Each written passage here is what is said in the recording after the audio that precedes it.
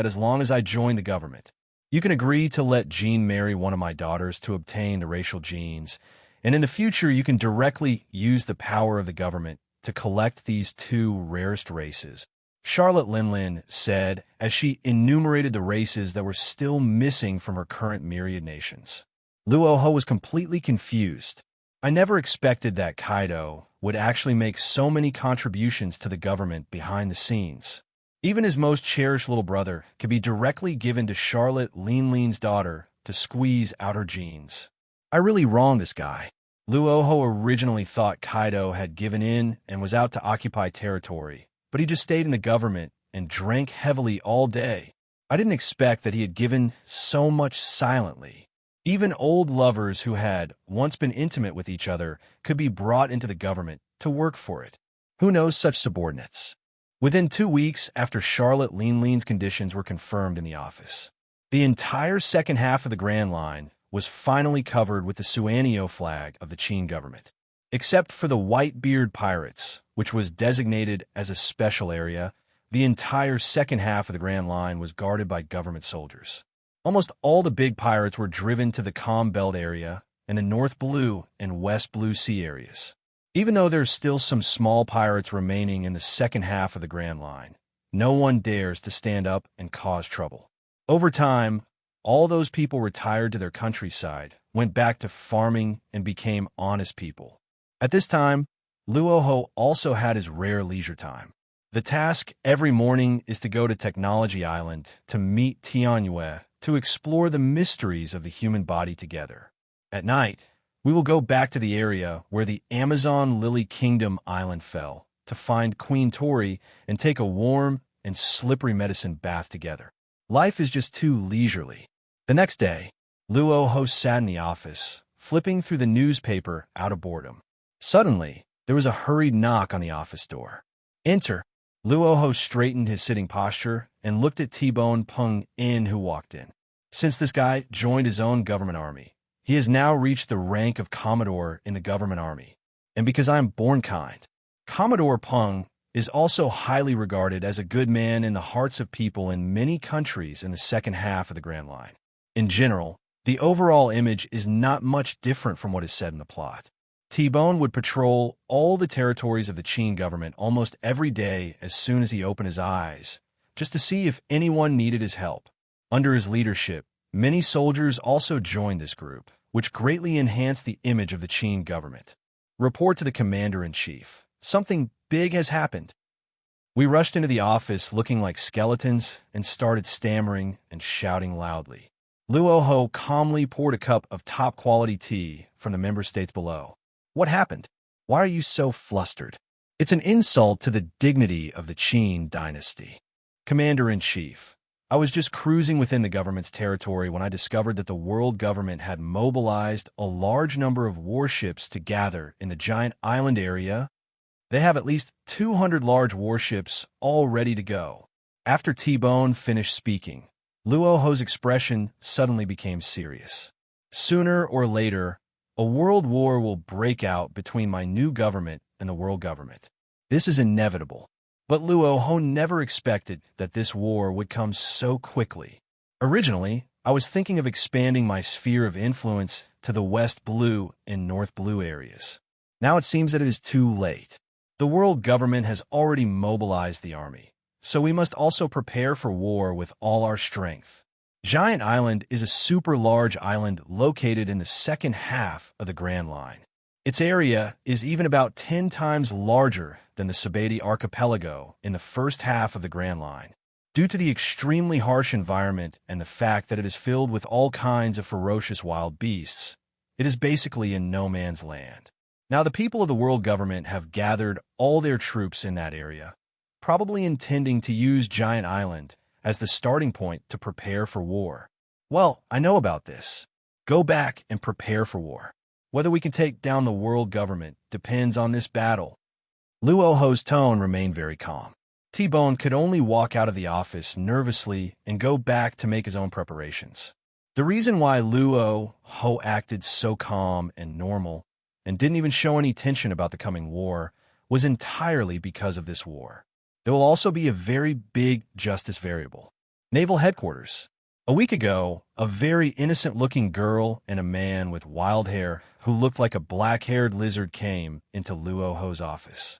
The first one is Rear Admiral Guion from the Naval Headquarters. She is the younger sister of the Naval Headquarters, Tsurugi's staff officer. The man who looks like a black lizard is naturally Garp's son, Monkey D. Dragon. The reason why the man and woman came that time also surprised Luo Hu. It turned out that it was the current Marshal Kong Gu who came on behalf of the Naval Headquarters to discuss the appropriateness of the next World War. According to what the two said, as the younger generation of Marines, the two of them have retired from the Naval Headquarters together and are active at sea as a special free man. In order to better deal with the severe situation that is about to break out, The two young guys' implicit meaning in their words was that the naval headquarters would take advantage of the situation to help the Qin government in the upcoming war. And according to the intelligence department of the Qin government, a large number of soldiers, warships, and generals from the naval headquarters are indeed being transferred to the waters of North Blue recently, and the purpose is still unclear. However, to be on the safe side, Luo Hu had Kaido take people to patrol and guard the territory closer to North Blue in advance, although there is no obvious conflict of interest between him and the Marines. But Luo Hu would never trust Marines people, even though Marine said he would help me after the war with the world government broke out. Luo Hu also remained vigilant. In this crazy sea, no one can be fully trusted. The safest way to deal with things is to keep all the overall situations in your hands. Night. Above the great Qin government, the sky was clear and cloudless, and countless bright stars dotted the deep blue sky, like gems inlaid in the night sky, flashing a faint and mysterious light. Luo Hu sat in the office and lit a fragrant cigarette. After receiving Luo Hu's assembly order, the four government admirals, Kaido, Bullet, Zephyr, Charlotte Linlin, and Empress Tori, who served as government vice admiral, dropped everything they were doing and rushed back to the Qin government as quickly as possible. Inside the huge office, everyone had different expressions on their faces, making it impossible to tell what they were thinking. Luo Hu did not inform those whose strength level was not up to the level of General Emperor about this gathering, because there is absolutely no need for this. In this massive war that could affect the entire world, those whose strength is not at the level of a general or emperor cannot say anything. Empress Tori can barely make it to the top because of her outstanding strength, the Conqueror's Haki, and the fact that she has become a dual fruit ability user. At present, including these people, there are only about 4 or 5 generals at the level of emperor that Luo Hu can use. It is a bit of a pipe dream to rely on these 2 or 3 big cats and small cats to deal with at least 20 terrorist organizations on the side of the world government that are aimed at the emperor. However, this does not mean that the Qin government does not have the strength to confront the world government. As the commander-in-chief of the Qin government, Luo Hu, in a desperate situation, used all means to intercept at least 6 general-level opponents. The remaining Kaido and Bullet, as users of both Zoan and Logia fruits, should have no problem dealing with 2 general-level warriors. As for Zephyr and Charlotte Linlin, Luo Hu also planned to prepare 2 fruits to strengthen their strength before the battle. Since everyone is here, I won't hide anything from you. The reason I called all of you here this time is to have a showdown with the world government. Luo Hu pointed to the location of Juling Island on the map of the Qin government's territory in a low voice. Oh, really? Brother Luo. Upon hearing the news of arm wrestling with the world government, the 2 warmongers Kaido and Bullet instantly became excited. To be honest, I wanted to raid the world government for a long time. Why are they always so high and mighty while I have to eat dirt since I was little? Bullet's huge pupils stood up like dragon eyes, and a cold light was revealed in his eyes. That's right, the world government has already gathered its forces. We must also quickly gather our forces and launch a surprise attack before they do. Giant Spirit Island is the territory of our great Qin government. Although we don't normally send troops there to govern it, we can't just let the world government occupy it. Luo Hu finished speaking, then turned his head to look at Charlotte Linlin and Zephyr next to him. These 2 have only recently joined his side, so they have not yet become very powerful dual fruit ability users like Kaido and Bullet. Zephyr himself is a master of Conqueror's Haki. I have never eaten devil fruit, so I can eat 2 at the same time under the effect of the multi-fruit gene potion. Charlotte Linlin had already eaten a soul fruit from Paramecia, so Luo Hu could only let her choose between the artificial blue dragon fruit or Logia's artificial thunder fruit. Although these 2 artificial fruits are considered top-notch outside, they are like fruit stalls on the roadside in Luo Hu's hands. They are worthless, because as long as the science department deciphers this type of devil fruit and successfully produces a sample, then they can completely achieve mass production like an assembly line. However, in order to prevent the fruit from remaining outside, Luo Hu directly limited the production and kept all the product in his own hands for use. Luo Hu took out 2 treasure chests of devil fruit from his drawer and placed them in front of him. Charlotte Linlin was only slightly shocked. It seemed that Kaido should have informed her in advance. As for Zephyr, although his expression showed some signs of shock, it did not change much because he had also made some guesses. These are artificial azure dragon fruit and thunder fruit. With the genetic potion in the treasure chest, you can take 2 at the same time to gain 2 abilities. Luo Hu pushed the treasure box containing the devil fruit in front of Zephyr and his Charlotte Linlin. Allow the other person to make their own choice. Charlotte Linlin reached out without hesitation and grabbed the azure dragon fruit that was covered with light blue scales. To be honest, Charlotte Linlin has always been very envious of Kaido's devil fruit. For a natural monster like her, the Zoan devil fruit is the best match. What's more, it is the rarest blue dragon fruit among the mythical beast seeds. Mama. Although it's a pity that I can't gain the ability of the thunder fruit at the same time, but obtaining the blue dragon fruit is a big enough gain. Charlotte Linlin laughed strangely and opened her bloody mouth wide, swallowing the tiny, inconspicuous azure dragon fruit in her hand along with the multi-fruit gene potion in one gulp, as if she were eating melon seeds. As the devil fruit entered her body, thick and hard light blue dragon scale armor instantly grew out of Charlotte Linlin's skin, which was originally as hard as steel. These pieces of dragon scales appeared for a moment, and then retracted under the skin under his control, revealing only a few tattoo-like lines. The person's defense and ability to withstand blows became even more terrifying. Zephyr next to him also became conflicted after seeing the 2 precious devil fruits in front of him. For him, the devil fruit ability is dispensable. Eating it would indeed greatly enhance one's combat capability, but Zephyr was not very willing to eat this kind of thing unless it was absolutely necessary, because he prefers to simply hone his Haki and become a strong Haki user. Moreover, he has not made any achievements until now since he joined the large government. Zephyr felt a little guilty that Luo Hu, a kid who was a dozen years younger than him, could trust him, an outsider who had just joined, so easily. However, just when Zephyr wanted to refuse the gift, Luo Hu said calmly, "Mr. Zephyr, now is not the time to be fussy. If you want to avenge your wife and son, eat it. I need more powerful subordinates. And you also need to add some fuel to your fire of revenge against the world government." Luo Hu's calm voice fell, and Zephyr's arm in midair slowly stiffened. He had already suppressed his hatred in his heart, but he once again recalled the moment when he received the bodies of his wife and son in the morgue of the Naval Headquarters Marineford Military Hospital. So miserable. My wife's entire crown was blasted open by someone using the Marine 6 styles. The bloody hole was extremely tragic. My son's head was twisted off by someone, and there was no hope of saving him. After the scene flashed by, Zephyr's inner rage for revenge burst out again, and he couldn't stop it. "I will repay the Qin government with practical actions." Zephyr looked determined, and without hesitation, he grabbed the potion and 2 artificial devil fruits, and ate them. Soon, Zephyr's skin turned red, and bursts of air came out like steam.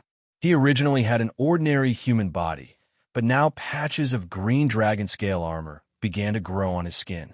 Under the transformation of artificial azure dragon fruit, Zephyr's already very powerful strength, physical strength, and reaction have achieved a qualitative increase.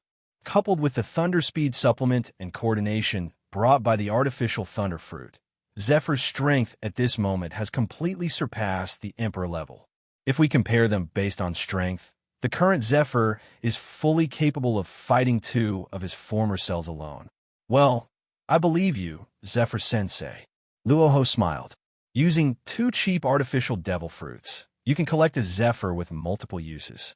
It's a win no matter what. However, in order to better ensure that Zephyr, the former admiral of headquarters, would not easily leave his great Qin government, Luo Hu's eyes flickered slightly as he spoke. "We have fought against each other many times. You should know that I am a commander with dozens of devil fruit abilities. Zephyr nodded slightly and didn't understand why Luo Hu said these irrelevant words at this time. But it's impossible to show off this special physique. I recently got a devil fruit that can jump through time. As Luo Hu spoke, a light pink halo began to appear between her fingers. Then, he controlled this magical time ability and tapped it directly on the small potted plant on the desk in front of him. In an instant, the weak time energy was absorbed into the potted plants. Then, under everyone's curious gaze, this young potted plant instantly crossed the long river of time and grew into a thriving, small pine tree. Paramecia time, fruit ability. It can make any object, or even life, cross any time and appear at the original location. Luo Hu explained while looking towards Zephyr. That is to say, I have now mastered the ability to jump through time. However, after many attempts, I found that the ability of this devil fruit still has many limitations. Just like he doesn't have the ability to turn back time. According to my guess, if I get another Paramecia's retrograde fruit. Luo Hu paused at this point.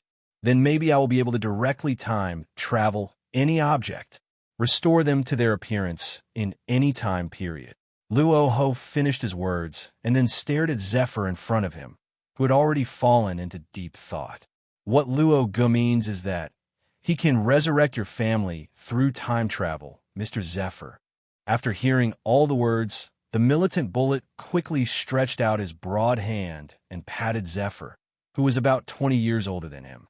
After so many days of double combat training, Bullet also felt a lot of sympathy for the middle-aged man in front of him with a tragic life experience. So after hearing Luo Hu's words that he could resurrect his wife and son, Bullet looked very happy. Thump! Zephyr didn't care about his own face at all. He knelt down in front of Luo Hu, who was more than 10 years younger than him, in front of everyone, and then knocked his head heavily on the ground. If that's the case, please help me. I have made up my mind to devote my life to the Great Qin government. Even if I cannot resurrect my wife, Marilyn, I will actively fulfill my duties and obligations. If possible, please do your best to save my poor wife and son, Mr. Commander. Please. They and their son should not have to leave this beautiful world tragically because of an incompetent husband like me. Zephyr fell to his knees and kowtowed repeatedly, not even noticing that the hard floor tiles were broken into pieces. Luo Hu nodded silently. His ability is only guessed at. There is currently no real experimental data to build. But doesn't the devil fruit ability rely on that little bit of development? As long as you are willing to take action, nothing is impossible. Since we can jump time, we can definitely turn it back.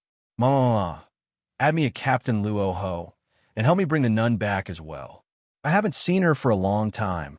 Charlotte Linlin pulled out an old photo tightly enclosed in a frame from the uproar in front of her. The yellowed marks on it vaguely make it out to be the Carmelite, nun who has a friendly smile in the plot, but is actually a real human trafficker. This war will be the moment that determines our fate. It is very likely that some of you will die on the battlefield. So if there is no problem, be prepared in advance. After accepting all the commissions, Luo Hu looked at his subordinates with the rank of admiral in front of him and reminded them in a deep voice. On the surface, the Great Qin government, currently established by Luo Hu himself, is already an extremely powerful organization. But just relying on this is far from enough to compete with the world government. This force is not as strong as the Rox Pirate, which Rox spent more than 10 years to build. However, in terms of overall quality, Luo Hu believes that his government army will be far superior to Rox Pirate's team. After all, the army and pirates are two completely different products. Pirates are a chaotic group of people without command, and they may face defection, collapse, or even backstab their allies at any time. But it's different in the army. Everyone will charge towards the designated target under orders, and the people around them are all comrades in arms who get along harmoniously. Let this world fall into war again. Only war can determine the value of a person. Kaido took over Luo Hu's words and spoke loudly. The tone was filled with enthusiasm for a large-scale war, without any trace of fear. Haha, I'm Douglas Bullet. He was once an army hero. I will definitely let those so-called world government troops feel the real iron fist. Bullet also had an excited look in his eyes, his fists clenched tightly. Haki was stern. Charlotte Linlin leaned her seductive figure on the muscular Kaido and did not express any opinion. Born with an almost invulnerable physique of steel, she is not afraid of anything, not even the largest war. As for Zephyr, next to him, he was thinking expressionlessly about what more satisfying way he should use to respond to the world government with his revenge. By the way, Luo Hu, will celestial dragons be present in this war with the world government? Kaido asked as he pushed away Charlotte Linlin, who was leaning against him with a limp body, with an unhappy look on his face. Having once enjoyed the benefits of celestial dragons during the Mariehwa War in the Holy Land, he still has a great interest in this kind of natural lucky bag. I don't know why Kaido always suspects that he was once afraid of celestial dragons, and then killed them with his own hands, which brought back the fear in his memory. His Conqueror's Haki level will be able to increase slightly. Of course there are. The world government spends a huge amount of gold berries every year to train a large number of celestial dragons. And there is never a lack of truly powerful celestial dragons. I slaughtered more than 50,000 celestial dragons in Mariehwa, the sacred place of celestial dragons.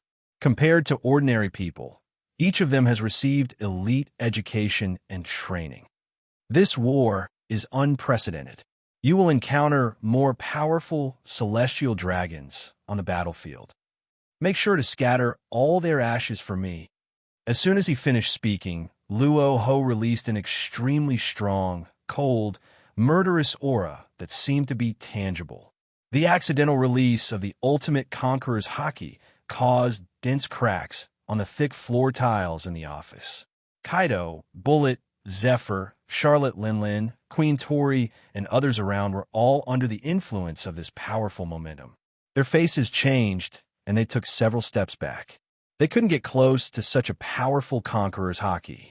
This scene is just like when John, Silver Axe, and Achiku from Rock's Pirate faced Rocks.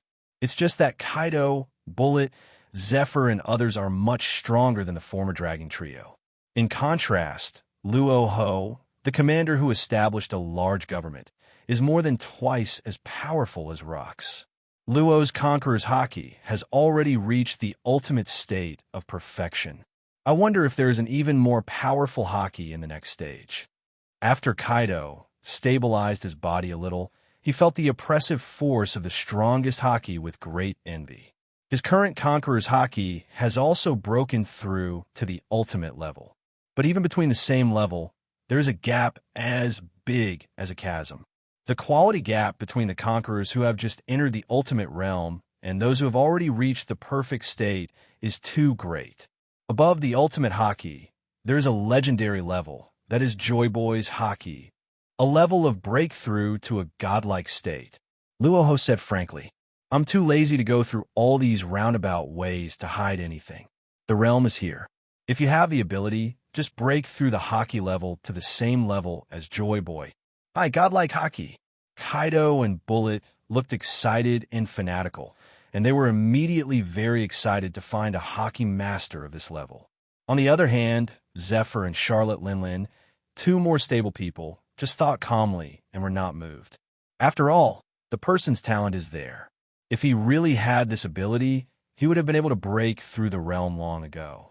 Go prepare, gather our troops. Let the world government see the consequences of invading our great Qin territory. Luo Hu issued the final order, and everyone went back to lead their soldiers to prepare for action. That night, the moon was bright and sparse, and the moon, like a white jade plate, brought a faint light to the dark sea.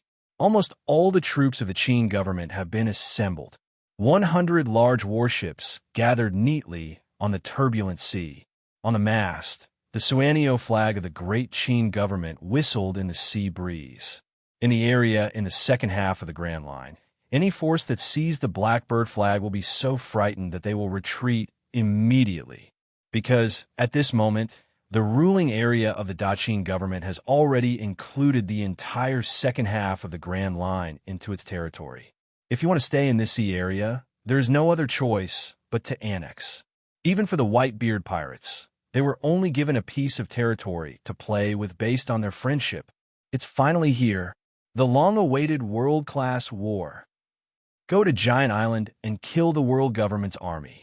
Put the celestial dragons' heads under our flagpole. That's right, let's do it. Brothers, we are the strongest army of the Qin government. Our Amazon warrior women are not to be trifled with. Show the pride of our deep-sea fishmen. In order to enjoy a real life under the sun, follow me and report to Mr. Luo Hu. The warships gathered, and Kaido, Bullet, the female warriors from the Amazon Lily Kingdom, and the deep-sea merman soldiers were all excited. Luo Hu even vaguely saw the young Jinbei and Arlong, two shark people. Kaido and Bullet were both once the country's army heroes, and the warmongering emotions have always been present in every cell of their bodies. The bigger the war, the more it will attract these two crazy guys. To be honest, the reason why the Qin government can have such a vast territory is ultimately thanks to Kaido and Bullet, the two government admirals who are always fighting outside.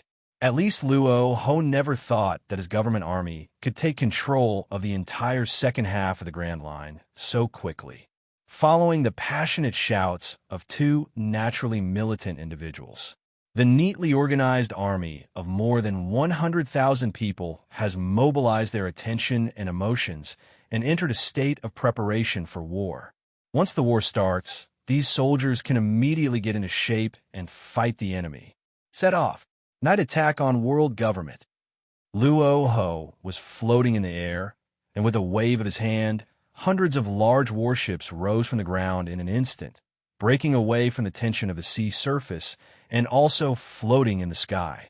With the help of Luo Hu's terrifying physical strength, more than 100,000 elite soldiers of the Qin government took advantage of the night to attack the direction of the giant Spirit Island, where the world government army was assembled. Taking advantage of the dark night, we floated towards the direction of Juling Island for 3 or 4 hours. Luo Hu raised his hand slightly to slow down the speed of the warships floating. At this time, a supergiant ancient island with dense vegetation and an area far larger than that of ordinary islands has appeared in front of the soldiers. Luo Hu looked at it calmly. The scene was very quiet, as if the enemy had fallen into a deep sleep. Since the world government has chosen this island to gather its troops, it definitely wants to start a war. But now there was complete silence on this giant island without any sound at all. This strange vigilance phenomenon made Luo Hu feel a little worried. Brother Luo, how about Bullet and I rush over first to grab the heart and catch them off guard? Kaido rubbed his hands together, pulled out the mace from behind, and prepared to rush forward and cause trouble. Don't be impulsive. The world government has been able to control this world for more than 800 years. There must be a way. Luo Hu held down the impatient Kaido and Bullet. Sure enough, the next moment Luo Hu kept the warship in the air. The giant Spirit Island, which was originally as silent as an abyss, suddenly appeared with countless blazing lights, directly illuminating the entire supergiant ancient island. Woo woo woo woo woo woo. The moment all the lights on the entire island lit up, the piercing alarms sounded at the same time as the guards activated them. All of a sudden, all the troops of various types, numbering at least 300,000 people, on the entire supergiant ancient island gathered on the outskirts of the island. Humph, you ignorant devil! How dare you attack me at this time? In the moment when the alarm sounded, on the land of Giant Spirit Island, 5 figures representing the highest power of the world government slowly walked out and stood in the most prominent position. Saint Vacheli, the most powerful of the 5 elders, looked surprised. Just a few hours ago, he learned from a spy within the Qin government that evil spirits would attack Giant Spirit Island tonight. Saint Vacheli did not believe it at first, but due to his vigilance, he still handled the matter very seriously. That's why the army is now sitting in an orderly manner waiting for the arrival of this surprise attack. Do you really dare to start a war against the world government during this time? He is really a man of great courage. If it were someone else, they would definitely not do this. But the evil ghost guy never acts like a normal person. This guy's like a crazy war criminal. Once he appears on the sea, he will definitely trigger a huge war. He, who was standing not far away with other military departments of the world government, spoke calmly to a small number of Marine soldiers who had never seen a world. Beside her, 3 powerful admiral substitutes, Sakazuki, Borsellino, and Kazan, had heavy eyes and crossed their arms, not knowing what they were thinking. Qinglong Kaido, Douglas Bullet, and Marine defector Admiral Black Arm Zephyr. The 3 admirals of the Qin government are all here. No, Charlotte Linlin, the great pirate, has recently joined the Qin government. Her military rank is also at the admiral level. In this case, the Qin government has already mobilized all its forces to launch a surprise attack. 4 admirals appear together. Add to that the legendary evil Ghost Commander Luo Hu's support. In this chaotic era, all the powerful men from the Qin government that unified the second half of the Grand Line are here. Luo Hu, I was lucky enough to let you escape from the holy land of Mariehua alive. Do you dare to come here to seek death tonight? Next to Saint Wocheri, Saint Zambaranvi, Nasaduro, who still had a bald head, looked at Luo Hu, whose figure was clearly visible in the darkness, with a sharp gaze. As one of the 5 elders who came from Wanakuni 800 years ago, he naturally hated this evil ghost who completely wiped out the culture of his hometown. He wanted to eat its flesh raw and drink its bone marrow. Ha! Where did you come from, you wild dog? How dare you speak? Why can't I see your lady, Emu? Could it be that her crotch is leaking and your thing is exposed? Luo Hu looked at 5 elders Nasu Sholong with disdain. As long as a guy of unknown strength, does not show up, even if the 5 elders come together, Luo Hu has 90% confidence that he can kill all 5 of them together on the sea before dawn. Bakialu, how dare you insult Lord Emu? It seems that we must bury you in this sea today. Nasajiro looked furious. His old muscles bulged instantly under his loose kimono, and his aura was released. However, he was a 5 elder of noble status after all, so it was impossible for him to lead his army directly into battle. After slightly adjusting his tone and demeanor, Nasajiro said in a teasing tone, "Before this war, I have to give you a special gift for you Rock's pirate remnants." Luo Hu looked at the Japanese old man calmly, not quite understanding what this old devil was up to. Hey, brother Luo, look up at the sky. Isn't that thing flying in the sky the golden lion guy? Kaido, who had transformed into a blue dragon and was walking on clouds, suddenly raised his hand and pointed at several islands floating in the sky above the world government army. In the bright night light, everyone could vaguely make out that it was a lonely figure with golden hair fluttering in all directions. After the Devil 5 elders finished speaking, Kongu and others from the Marine side also looked up and saw the golden lion floating above them. For a moment, the Marines who followed him were also stunned. Golden Lion Shiki. He was once a captain in Rock's Pirate, just like Luo Hu. It's just that after Rock's Pirate collapsed, he went out on his own, and I haven't seen him for a long time.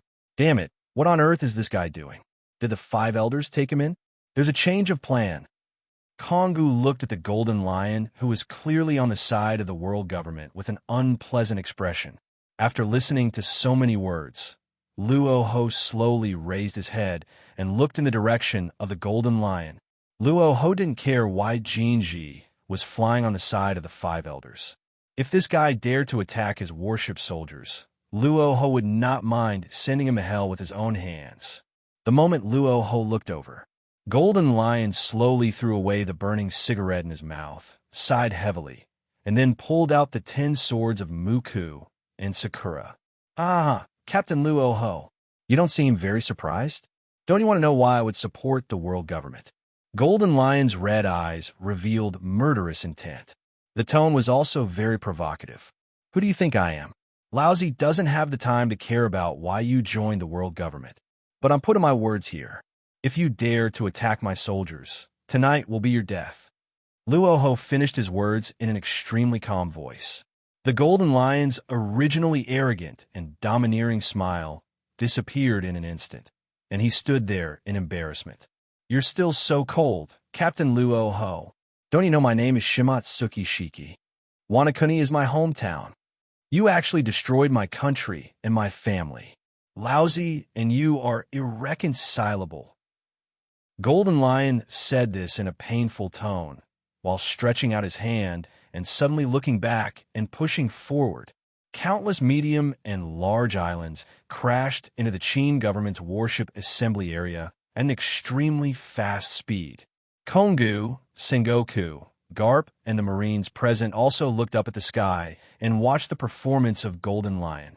The Marines, who had already decided to take advantage of the moment when the war broke out between the two governments to jointly inflict heavy damage on the world government, could never have imagined this. On the world government side, a powerful Golden Lion helper suddenly showed up. Luo Hu, who was standing in the middle of all the troops, looked towards the direction where the islands were flying with murderous eyes. This guy Golden Lion has really gone completely crazy. They actually dared to attack the soldiers of the Qin government, even when Luo Hu himself was present.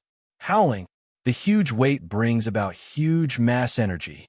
If these islands were to collide with their fleet of warships, the grassroots of the Qin government would definitely suffer serious trauma. Even the 100,000 elite warriors brought by Luo Hu himself would lose nearly 30% in an instant.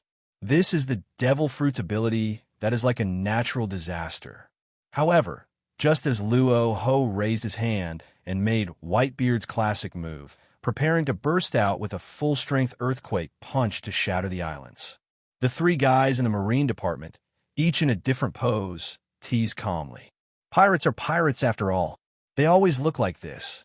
My former teammates have turned against me, and my former enemies are now willing to cooperate with me.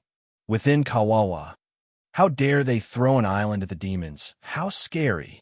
Golden Lion Shiki, Kazan, Sakazuki, and Borsellino all had different feelings when watching the scene. However, Borsellino's tone remained unchanged, which was very weird and deserved a beating. "Since we are looking for allies, we must submit our nomination letter." Staff Officer Hinexta Kong Gu spoke slowly after receiving the marshal's gesture instructions, and then waved his hand to signal Sakazuki and others that they could take action. After being reminded by Chief of Staff Sakazuki, Borsellino, and Kuzan finally remembered why they were here. Their naval headquarters must completely break away from the control of the world government in this historic war. With the Qin government as the front line of resistance, naval headquarters can now resist the world government with peace of mind. After it landed, all the Marine officers looked serious and began to command the warships to deploy their troops. Unintentionally or intentionally, everyone had actually escaped from the world government's forces by 3 or 4 nautical miles. Sakazuki, Kazan, and Borsellino took a deep breath and jumped into the air at the same time. Boom, boom, boom. The three of them burst out with a powerful aura, and at the same time the elements turned into magma, ice, and light particles. At the same time, a group of Marine soldiers and generals who were moving away from the world government raised the muzzles of their warships. It is aimed at the world government's law enforcement officers, CP organization agents, impelled down pirates, and a small number of Marine officers who have been completely corrupted by money and are willing to be commanded by the world government. Is that Kongu guy serious?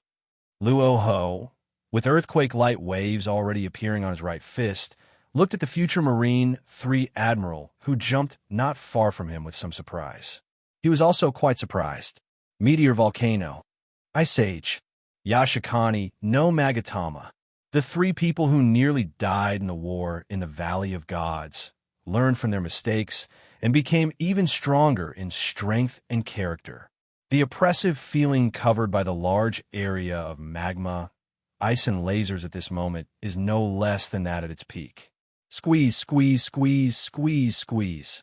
As Sakazuki and his 2 companions launch an attack on the Golden Lion's Island, The Marine warships below also aimed at the direction of the world government at the same time and launched a fierce bombardment.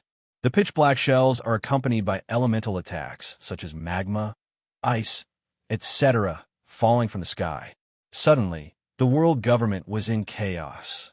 After a huge round of artillery fire, the world government directly lost nearly 20 warships. Countless soldiers fell into the turbulent sea due to the damage to the warships and were gradually drowned.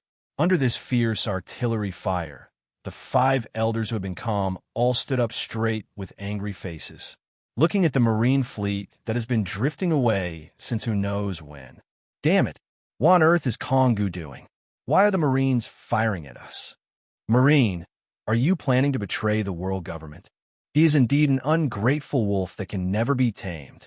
Several 5 elders were furious. They wanted to find Kongu, the marshal of the naval headquarters, to ask him about it, but they found that the guy had unknowingly led all the Marine soldiers and warships to the edge of the Qin government's warship fleet. Obviously, the naval headquarters, which has always been affiliated with the world government, has completely defected. Now they're on the side of the Qin government. After a brief moment of anger, Vachali, the leader of the 5 elders, waved his hand and a black light emerged, directly summoning the 20 terrifying corpse puppets left behind by Lord M. Each one of them is a powerful being above the admiral level. Although individual consciousness has been erased, they have become less afraid of death. On the other side, after using all their strength to output the ultimate move for several minutes, Sakazuki and others finally smashed the several islands that the Golden Lion swung at into pieces. The Marines are pretty good. They actually chose to cooperate with our great Qin government, really worthy of the Commander-in-Chief's charm. Seeing that the Marines were actually supporting their side, the Qin government soldiers below all smiled. At least with the support of Marine, this war won't be so difficult to fight. But why are these 3 Marines able to use our commander's devil fruit ability? They are able to master such a powerful ability. They must have stolen the ability of our commander. The soldiers on the Qin government side looked at the magma and lasers flying all over the sky in amazement. They don't understand why the Marines can use their commander's devil fruit ability.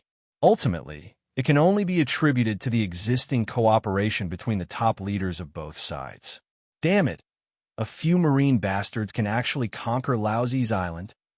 As the island shattered, the Golden Lion floating in the air suddenly felt a little embarrassed.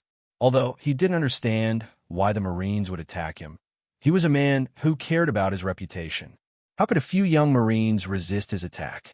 He flew down from the sky like a human cannonball and rushed towards the 3 recruits Kazan, Sakazuki, and Borsellino.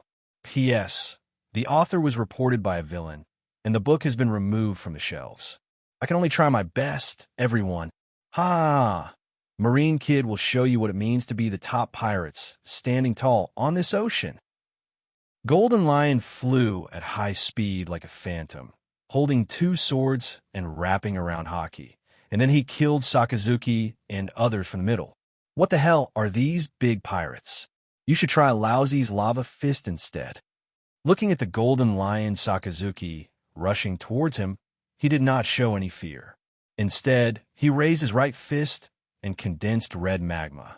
Waves of burning flames and magma that emitted poisonous gas wrapped around the entire right fist, and then it smashed towards the Golden Lion that was rushing over. Seeing Sakazuki rushing over like this, Kazan and Borsellino both looked troubled. The previous plan did not include asking the 3 of them to go together to fight Golden Lion. Although his physique has grown rapidly in recent years, and his golden Haki have also become much stronger, there is still a big gap compared to these great pirates standing on the sea. However, Sakazuki had already rushed forward, so the 2 of them naturally could not fall behind. When facing a strong opponent, you must be even braver and extend your fist. If you become a deserter, you are not worthy of being a Marine. Alara, feel the ice, Golden Lion. Freezing time. Heavenly Cloud Sword. Boom, boom, boom. In an instant, Kazan and Borsellino formed a very standard V-shaped battle formation with Sakazuki.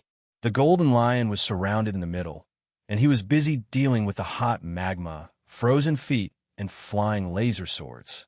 They are really tired of living one by one. Lousy is the golden lion Shimatsuki Shiki. He swung his double swords vigorously and rapped them with two-colored Haki, and suddenly all the magma and ice in the sky were shattered. On the icy blade of the golden lion that was as cold as a lion's fang, a black and red thunderstorm suddenly appeared. This is the outward manifestation of Conqueror's Haki entanglement. Feeling this black thunderstorm that seemed to shatter their souls directly, Sakazuki and the other two were suddenly shocked. They all stepped back, trying to avoid it. But how could I, the top pirate's golden lion on the sea, let a few marine brats run away in front of me? Ha ha ha! You little devils, come and die! The golden lion roared loudly, and two roars came out at the same time. Two sharp cold rays? They instantly cut towards the slowest Sakazuki. Sakazuki, who was lagging behind for a while, had an extremely quick combat awareness and instantly transformed his whole body into elements. If he were to face the giant pirates like Golden Lion head-on with his physical condition, he would be totally overwhelmed. Blood splattered everywhere. And under the influence of Conqueror's Haki, the magma on his body quickly dissipated and he disappeared into thin air. There suddenly appeared an ultimate visible knife wound on the chest. Hee hee. You guys still want to make your way in this vast ocean. You are still so green. Golden Lion lifted up Muku and turned it directly towards Sakazuki's throat. Damn it, Dark Hound! Facing the life and death moment, Sakazuki clenched his right fist and Conqueror's Haki instantly wrapped around him, then surged out along the river again, turning into a dog's head shape and rushing directly towards the Golden Lion's chest. Ha ha ha, just a trifle.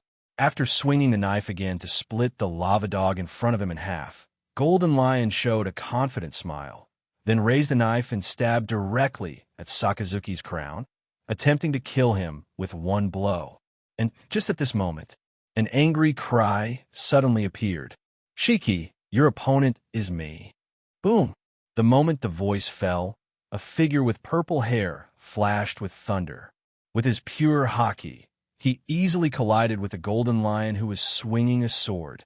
Like the charge of a wild bull, coupled with the confrontation of Haki, a heavy wave of air suddenly rolled up at the scene. The purple-haired voice that suddenly appeared was none other than Admiral Zephyr, the highest combat power of the Qin government. Zephyr, Golden Lion looked annoyed that this guy actually jumped out at such a critical moment to ruin his plans. Seeing that he had no chance to kill the lava imp, Golden Lion could only quickly use his bayonet to try to fight off the purple-haired troublemaker in front of him. However, the blade he swung was firmly grasped by the man in front of him in the next moment. Golden Lion's pupils shrank instantly. Zephyr's physical strength has increased so much in a short period of time. He was actually able to take his blade head-on and hold it tightly in his hand. You, our demon fruit power.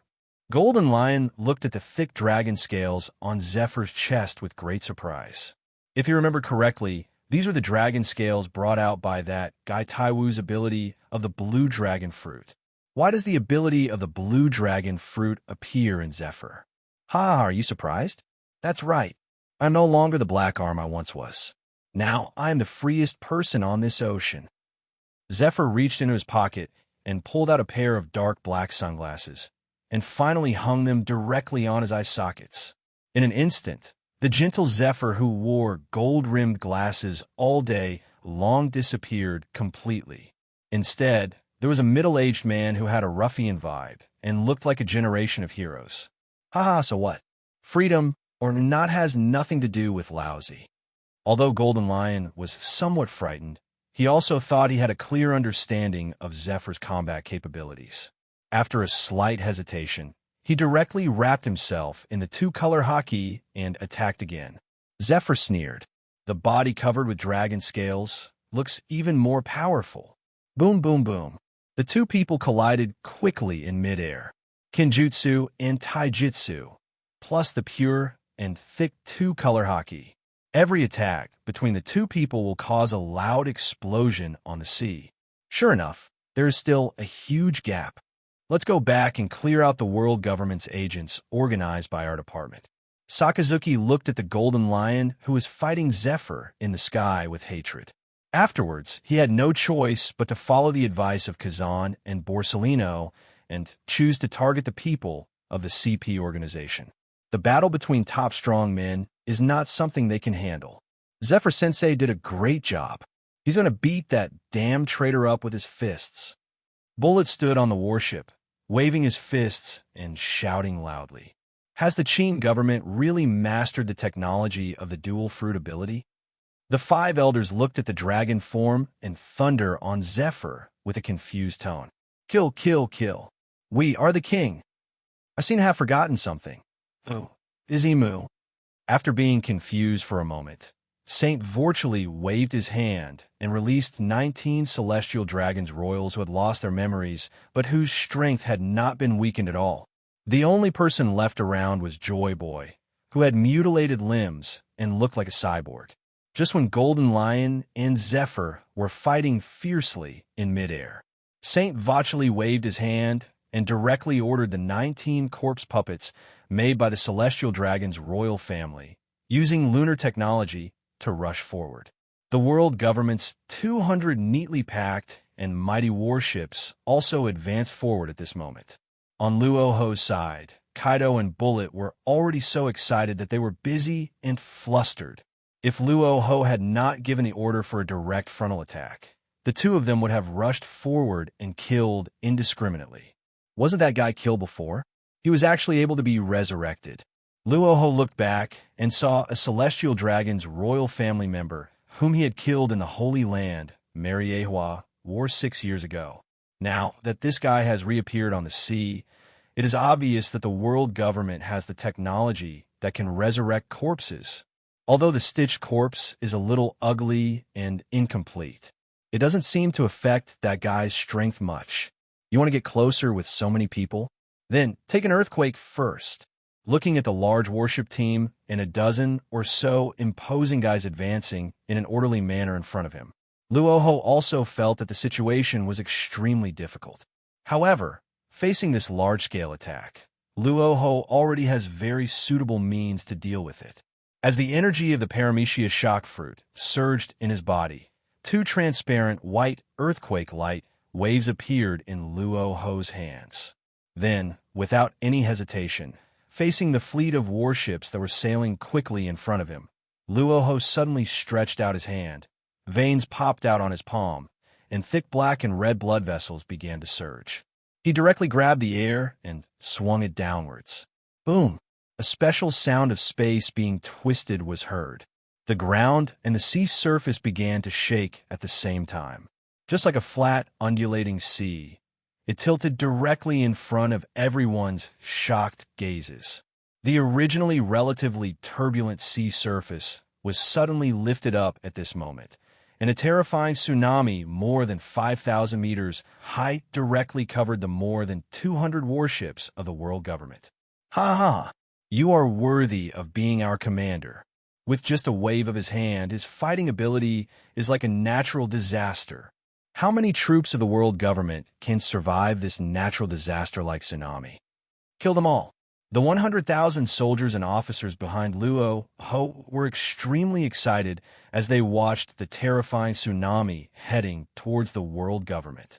They were originally at a disadvantage in terms of numbers, but after this tsunami, they might be able to turn it into an advantageous position. Mashaka, is this kind of picture really something that humans can move? It's the devil fruit ability of Whitebeard Edward Newgate, that big pirates. It's so scary, Mom. I will never be an agent of the CP organization again. I want to go home. Go back to Lang Lang Mountain and be an ordinary civilian. Boom, boom, boom.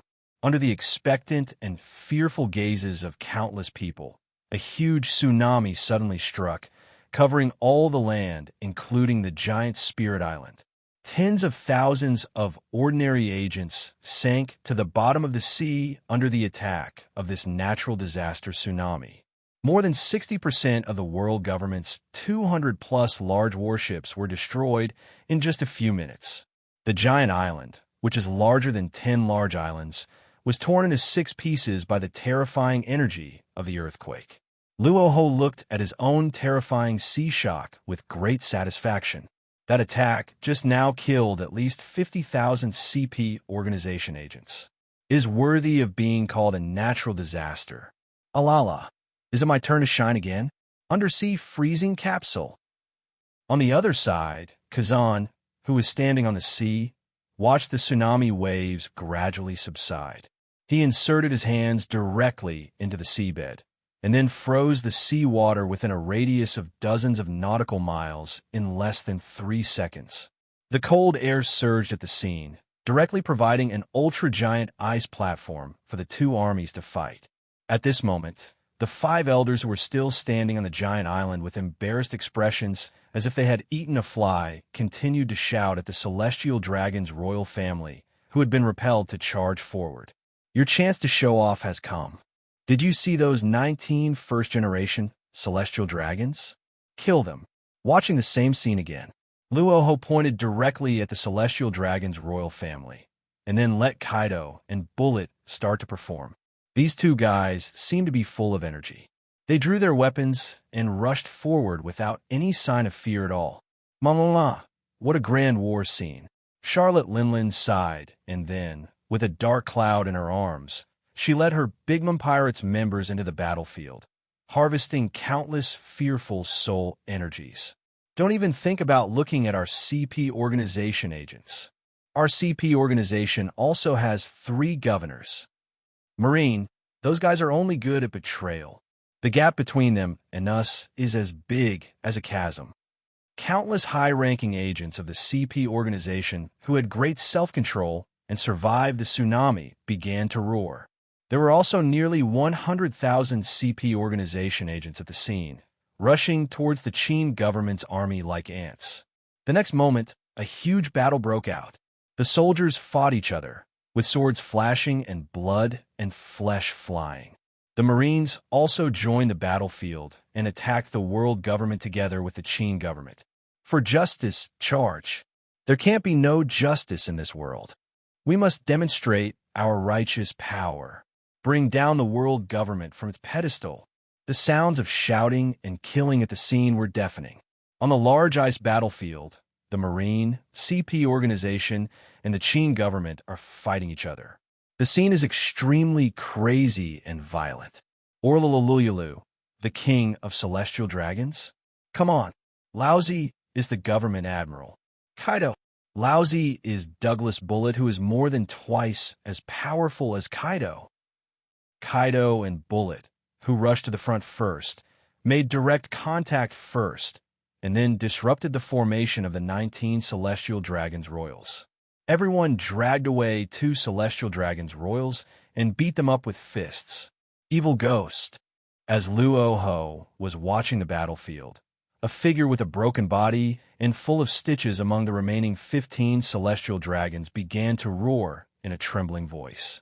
Obviously, his memory had not been completely erased, and he remembered very clearly that it was the man in front of him who broke his hands and feet. All of a sudden, all 15 Celestial Dragons Royals rushed to Luo Hu's position. Luo Hu, brat, don't forget our agreement. It's time to prove the justice of our Marine to the world.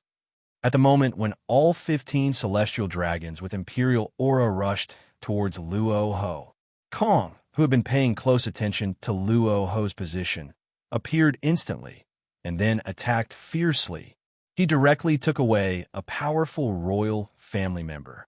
P.S. I tried my best to update brothers. Kong, who had finally figured out the future, just direction of Marine, used all his means and punched the Celestial Dragon's Royal in front of him with one heavy punch after another, directly delivering a series of punches. Conqueror's Haki is powerful and has the spirit of a king. Kong has been enduring for decades for the sake of the naval headquarters' future. Now that the goal of achieving justice is within reach, he can finally unleash his Conqueror's Haki without hesitation. The steel-like fist is wrapped with shiny black weapons, and the conqueror's Haki that can hit the opponent from a distance is incredibly powerful. Kong at this moment is even more powerful than ever before. Moreover, he is not just the current Grand Marshal of the Naval Headquarters. Marine Vice Admiral Monkey D. Garp, one of the strongest representatives of Marine strength, and the current and only Admiral of Headquarters Buddhist Sengoku, also appeared on the battlefield to deal with several Celestial Dragons royals. Sengoku's personal combat strength is relatively weak, and he can only fight against one Celestial Dragon's royal family.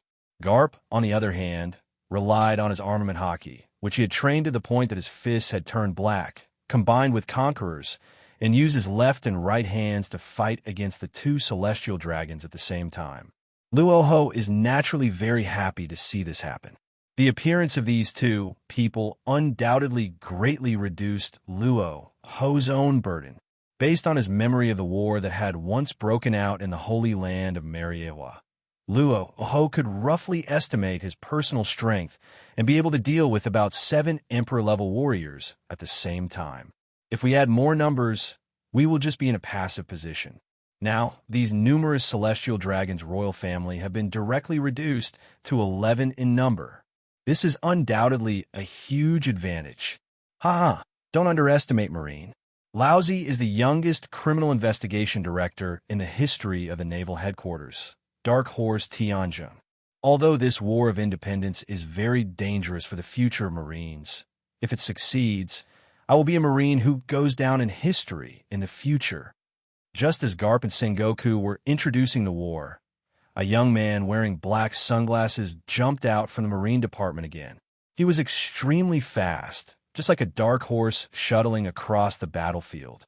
With extremely quick action, he used a Tempest Kick to send a Celestial Dragon's royal being sent flying on the spot. Mr. Luo Hu, your great Qin government's governing philosophy is obviously more suitable for me. I am no longer a Marine, so I will be part of this war. Just when Luo Hu was very surprised that there was actually a person in the Naval Headquarters who could hold back the Emperor-level figure. A voice with an extremely firm tone and unique confidence came from the sky above the waters of Giant Spirit Island. In the sky where there were not many clouds. After the words fell, a purple monster suddenly flew out, looking like a pterosaur in myths and legends. As soon as this dragon-shaped monster appeared, a terrifying hurricane with a huge impact range began to sweep across the entire huge ice battlefield. In just a moment, hundreds of soldiers from the world government were blown to the sea surface dozens of miles away. There is a sea mouth as deep as the abyss that will swallow them all. Luo Hu looked at the young man in the sky, who was gradually regaining his human form as the giant dragon did so with great admiration. Monkey D. Dragon, former Vice Admiral of Naval Headquarters and alternate Admiral. Garp's silly son, the guy who will become the world's most vicious criminal in the future. Luo Hu looked at this man who appeared on the battlefield with some surprise and took away a Celestial Dragon's royal family Dorag. If nothing unexpected happened, during the Battle of God Valley in 1484, this guy once caused a big disturbance in the Celestial Dragon's prison and then released a large number of slaves and the cowardly trio with the treasure chests. Luo Hu personally admires this kind of Marine who truly has a sense of justice and is not interfered with by others. The ones who deserve respect are never the Marines, but those who silently dedicate themselves to the just cause. After all, you can't say that the overall size of the Naval Headquarters can directly break through the number of troops exceeding 1 million, and all of them are good people dedicated to justice, right? No matter what kind of organization it is, there will definitely be some corrupt scum in it. Even Luo Hu himself would have to admit that there were some high-ranking figures in the Qin government's army who were good at flattery, bootlicking, and taking bribes. This is all very normal. As long as they don't cross the bottom line too much, Luo Hu won't make a fuss about them in the short term. Because the current Qin government is still in its early stages, these grassroots generals must do their best to maintain this huge behemoth that is about to be carried. Well done. Young people must be courageous. If you have nowhere to go, you can find a job in my new government. Seeing the young dragon fighting a celestial dragon's royal at the general level with his dragon claw fists, Luo Hu also had the intention of recruiting him. This guy will definitely grow up to be a Pirates King level warrior in the future. And if nothing unexpected happens, this dragon fruit snatched away another hurricane dragon fruit that was also said to be at the disaster level during the battle in God Valley.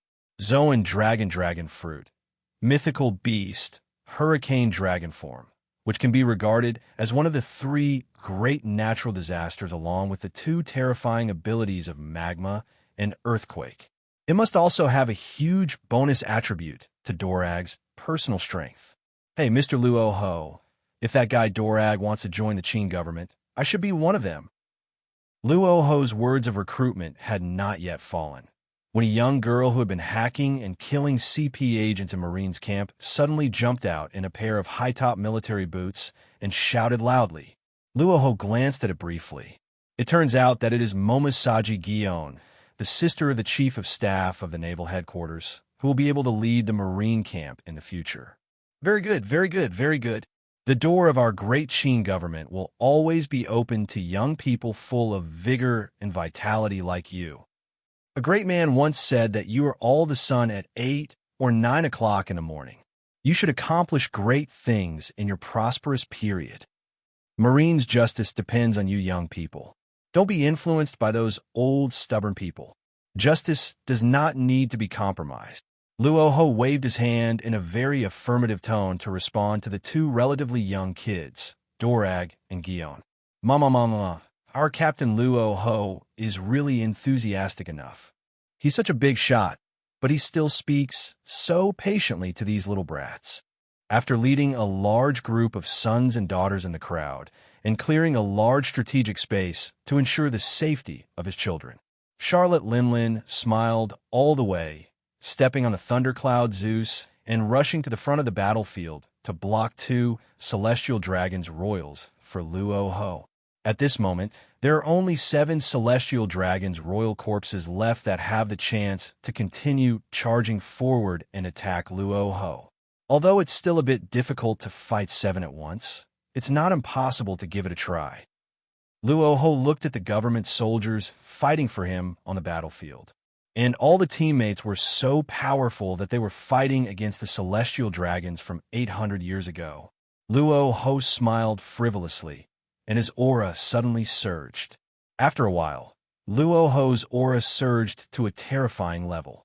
It even gives people a feeling of facing a terrifying underwater beast. Plop, plop, plop. Conqueror's Haki is continuously released, forming dense black pieces around the body like a spider web. A Haki thunderstorm. And the body, which was originally relatively normal, also expanded rapidly like being inflated at this moment. The whole person directly transformed into a terrifying Dragon Man body of about 12 m in complete form, twisted in thick blue veins and blood vessels as thick as bamboo poles appeared densely on the thick, hard, and even slightly hideous muscles. Thick dark green dragon scales began to appear on the skin, forming an even harder defense that was as strong as steel. The 8 extra arms that grew out were clenched into fists, wrapped with thick black Haki, and their aura was extremely powerful. Wu Lao Dang. If your Lady Emu has her period today and has no chance to come, then prepare to be destroyed. Luo Hu was standing on a 7-colored cloud transformed from the Union fruit. He smiled frivolously, and his aura became more solid and powerful. At the edge of Giant Island, the 5 elders looked at Luo Hu with extremely embarrassed expressions as he transformed into the terrifying Dragon Man form again. That guy is still as unreasonably powerful as I remembered. He is even vaguely catching up with Joey Boy. His Haki hasn't broken through yet. We must eliminate him here today. If we continue to allow this monster to grow stronger, it will definitely overturn the entire world in the future. Watching Luo Hu, who used only the leaked Conqueror's Haki to directly repel 7 celestial dragons' royal corpses dozens of meters away, the 5 elders made up their minds silently. We can't let him go on like this. Even the evil ghost Luo Hu has the dark fruit ability that can restrain their immortality. He must also be given a fatal blow at the critical moment. The world government has ruled over this ocean for more than 800 years. There is no way it will end in an era without Joy Boy. Boom, boom, boom, boom, boom. Soon, under the orders of the 5 elders, the 7 celestial dragon royals rushed straight towards Luo Hu with Haki entangled in them, like fighting machines without fear. Boom! The extra arm brought by the ability of the 8-clawed blue dragon fruit was used to catch the fist wrapped in thick Haki, and then the 8 people started a nearly crazy fight. Every punch, every kick, every move, every style is the ultimate confrontation. Every collision between Haki will produce terrifying energy fluctuations. In an instant, within a radius of nearly 1,000 meters around the 8 people, the thick ice was shattered, and magma, fire, earthquake, laser, ice, and other energies poured everywhere. No one dared to approach, even a powerful emperor. Luo Hu tried his best, and more than a dozen devil fruit abilities flew everywhere. Under the full force of 8 people, the sea area surrounding the entire giant spirit island was in turmoil. This is Luo Ge's strength. He is not at a disadvantage in fighting 1 versus 7 celestial dragons at the Emperor level. They are both the abilities of the Azure Dragon Fruit. Why is there such a huge difference? Do I really have a chance to become a man of this level in the future? Kaido and Bullet, who were desperately fighting 2 celestial dragons royals on the battlefield, looked at the godlike Luo Hu with envy. Such strength is truly terrifying. This is also the reason why Kaido and Bullet, who are already monsters with the qualifications of a king, are still willing to bow down before Luo Hu. He can fight against 7 powerful generals on his own. The only person who can do this in this ocean is Luo Hu, the former overlord of the sea, now the commander of the Qin government. His strength is well-deserved.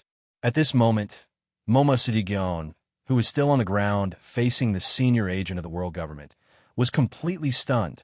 This was the first time she had seen a strong man of Luo Hu's level take action.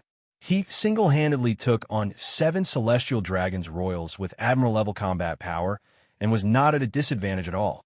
The strength is so terrifying. Ridiculous. She once thought that she could capture big pirates like Luo Hu with her excellent kendo talent. Are you kidding? With such strength, wouldn't she have been given rations for free in the past? Attack with all your strength. The 5 elders who were standing on the shore observing the changing situation saw that they were unable to take down Luo Hu's corpse puppet after a long time, so they gave the order with a grim face. Whoosh!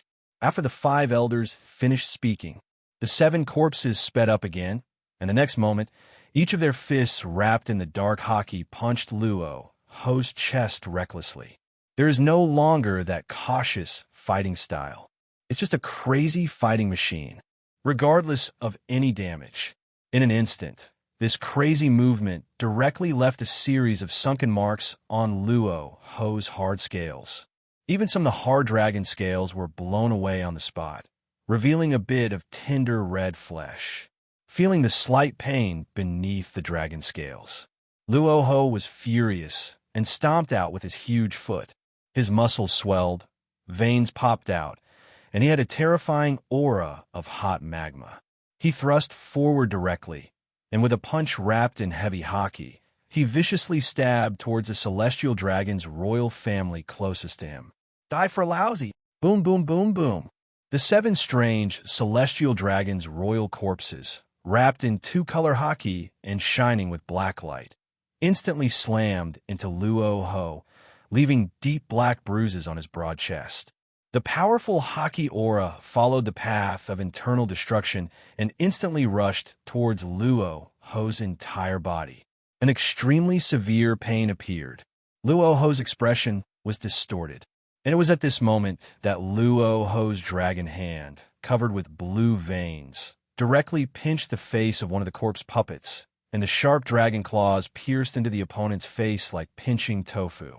Under the infusion of the most terrifying power in the world, Luo Hu stabbed the opponent's entire basin into a dent on the spot, and a large amount of rotten and smelly liquid spurted out from the face that looked either rich or noble with a cracking sound. A. The celestial dragon's corpse that was pinched on the face by Luo Hu let out a sharp and piercing cry, and its eyes instantly turned red due to the blood supplied by its body. It stared at Luo Hu's face with boundless hostility, as if it wanted to swallow up the man who had seriously injured its body. The other 6 corpse puppets around who succeeded in striking Luo Hu directly and inflicted wounds on him were naturally not slow. Seeing Luo Hu in front of him concentrating on killing his teammates, their extremely powerful and pure 2-color Haki once again surged on their fists and blades. In an instant, he directly brandished a variety of weapons, condensing Conqueror's Haki's unique long-range attack to kill Luo Hu's vital points. Faced with this dangerous situation, Luo Hu did not hesitate at all. He looked at the celestial dragon's corpse puppet that was tightly controlled in his hands with a ferocious expression. The veins all over his body bulged wildly. All the muscles were twisted and solidified to the ultimate level, and his 5 fingers like a hydraulic press pinched the face tightly without any slack, letting it struggle desperately in his hands. Bang! Suddenly, it seemed that the power he had endured had reached the ultimate level. The corpse puppet in Luo Hu's hand suddenly exploded into a pool of blood.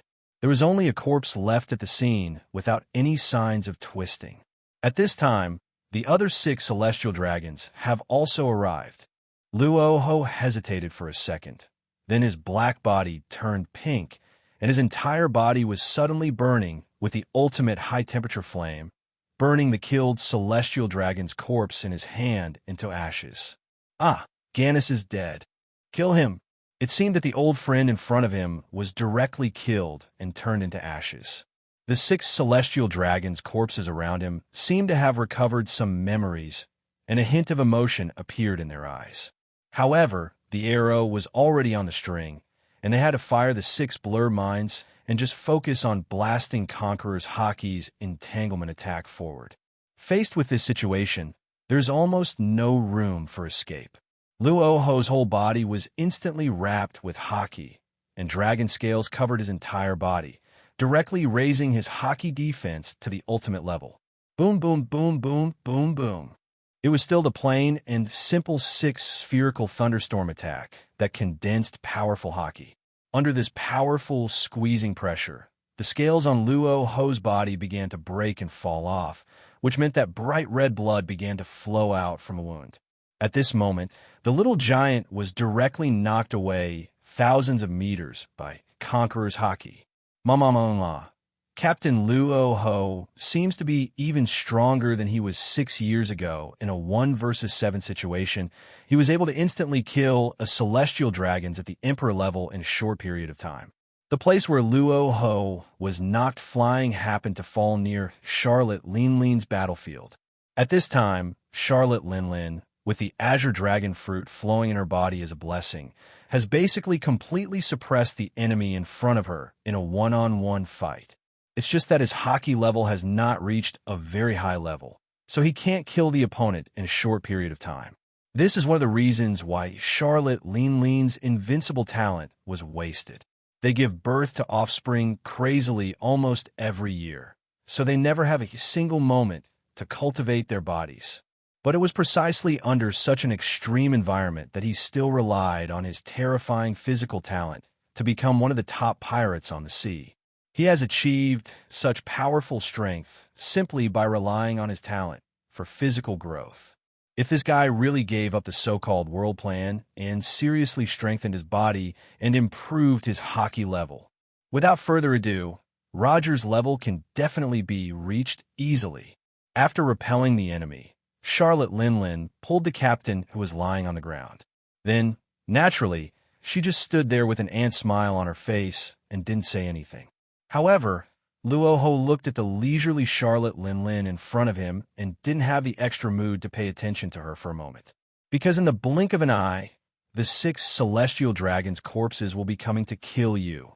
However, in the next moment, Suddenly, a long-lost system prompt sound rang in Luo Hu's ears. After Luo Hu reaches the level of sea overlord in terms of combat power, it is basically difficult to hear such system prompts, because this is a signal that new system energy is flowing into the body. Ding, congratulations to the host for successfully absorbing the special physical talent, Steel Balloon. Ding, congratulations to the host for artificially absorbing the power of the paramecia soul fruit. Awakening 100%. Luo Hu's eyes twisted, and he felt the skin all over his body with great surprise. Even a peeling patch could be controlled and turned into an extremely hard state. Moreover, the already vast power also had a slight increase at this moment. Charlotte Linlin was born with an invincible talent. Even without using armament Haki or other defensive techniques, the defensive power of every inch of skin on the body has almost reached a level that is stronger than steel. To a large extent, the great pirates who have become famous in this ocean basically all have their own special talents. Charlotte Linlin's invincible defense, the extraordinary strength of rocks and Newgate. Luo Hu, who had always forgotten about this matter, directly obtained Charlotte Linlin's iron balloon physique due to this special coincidence today. And he also gained the additional power of Paramecia's soul fruit. Although this special physique and fruit ability will not significantly enhance Luo Hu's combat effectiveness. But at this stage, Luo Hu's strength has basically been difficult to improve, and every bit of improvement can bring huge benefits. After tasting the sweetness of improved strength once again, Luo Hu turned his gaze towards Monkey D. Dragon, who was also not far away from him. Even though that kid isn't very strong, his blood is flowing with the power of the Hurricane Dragon fruit. If I continue to stuff a devil fruit from a mythical beast into my body, those 6 guys who came to kill us are definitely going to die. Luo Hu's eyes were like torches. His momentum suddenly rose. 2 giant hands with terrifying power, wrapped with armament Haki and Conqueror's 2-color Haki, and then with the 2 devil fruit abilities of Earthquake and Magma with strong impact, they slapped the celestial dragon's corpses that were chasing them. With a bang, the 6 black corpses wrapped with Haki were slapped away hundreds of meters on the spot. Hello, everyone. As we wrap up this video, I want to share a quick note. I have a Patreon account. If you'd like to support me and enjoy on-demand audiobooks, you can become a Patreon member. Alternatively, you can check out my Google Drive link, which has 500+ novel audiobooks available through my Ko-fi or Patreon shop. I appreciate your support.